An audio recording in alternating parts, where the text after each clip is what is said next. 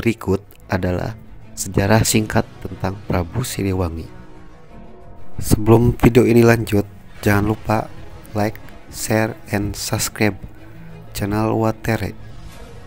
Secara singkat dapat diketahui bahwa Prabu Siliwangi atau Sri Baduga Maharaja dalam beberapa versi cerita adalah raja yang mampu membawa kerajaan Sunda ke masa kejayaan.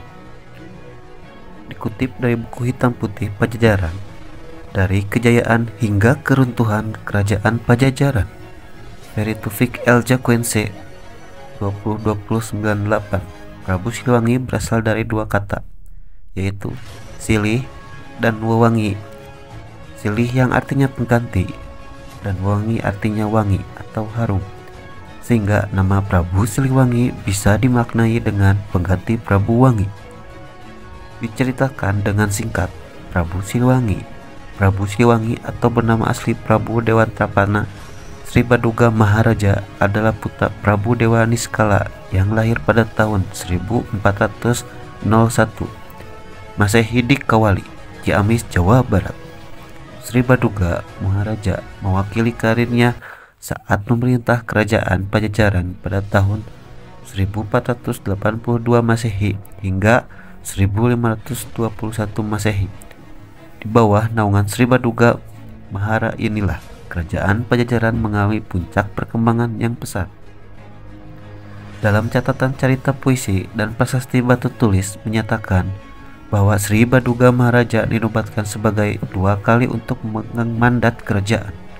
Pertama, ketika Jaya Dewata mendapat mandat untuk memegang kerajaan Galuh di Kawali, Ciamis dari sang raja Prabu Dewa Niskala Putra Mahaputra Niskala Wastu Kancana dari Permaisuri Mayang Sari Putih Prabu Bunisora dengan gelar Dewata Prana.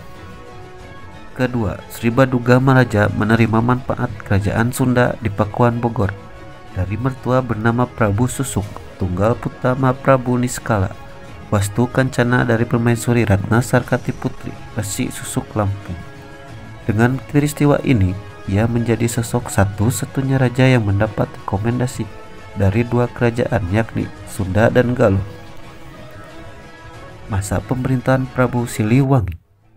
Prabu Siliwangi memerintah kerajaan Pajajaran selama 39 tahun antara 1482 hingga 1521. Di bawah pemerintahannya, kerajaan Pajajaran berhasil mencapai masa emasnya. Adapun hal pertama yang dilakukan oleh Prabu Siliwangi setelah naik tahta adalah membebaskan penduduknya dari beban 4 macam pajak selama memimpin. Setelah Prabu Siliwangi meninggal, jasadnya dipusarakan di Rancamaya dan tahtanya digantikan oleh Raden Surawisesa putranya. Begitulah ulasan mengenai atau cerita dengan singkat Prabu Siliwangi. Prabu Siliwangi terkenal seorang yang baik, menumpas keburukan, memperjuangkan kebaikan, dan memiliki sifat yang bijaksana.